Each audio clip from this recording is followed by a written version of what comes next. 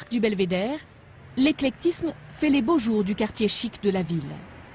La Banque internationale de Tunis y a restauré cette maison de maître pour y installer ses bureaux. AN comme Ange Nakache. Sa maison date de 1924. Pour une maison de maître, c'est vraiment une petite maison. Simplement, le foisonnement décoratif personnalise tout. Alors, dans la Tunis du début du siècle, c'est une œuvre inclassable. On est dans un petit musée des motifs décoratifs de l'architecture. C'est un vocabulaire particulier. Dès le vestibule, le blanc et l'or donnent le ton. Alors, on quitte le vestibule et là, on arrive sur cet escalier incroyable, fait de pièces de marbre qui sortent du mur, en porte-à-faux, avec une rampe en fer forgé exceptionnelle, par la finesse.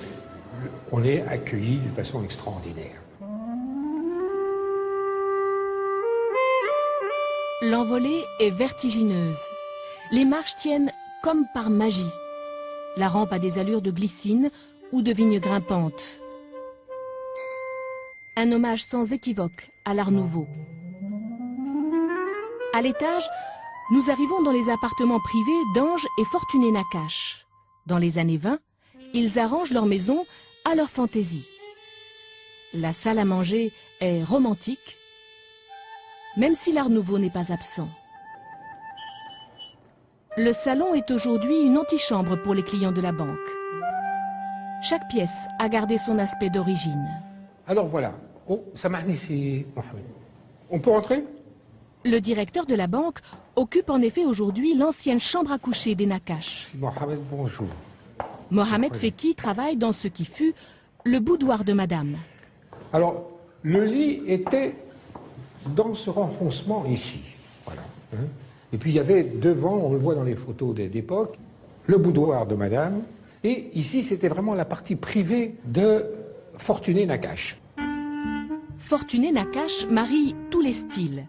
Romantisme dans les décors, naturalisme dans les luminaires, antiquité et surtout empire qui se retrouve jusque dans les serrures très ouvragées de la porte.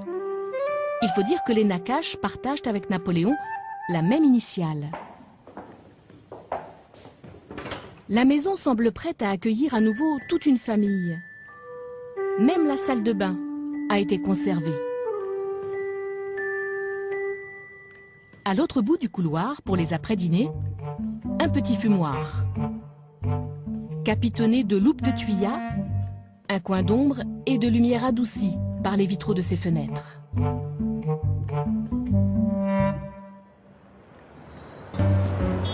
Très connus ou oubliés, les immeubles de Tunis racontent l'architecture du début du XXe siècle. Un patrimoine dont tout un pan reste à découvrir et à protéger.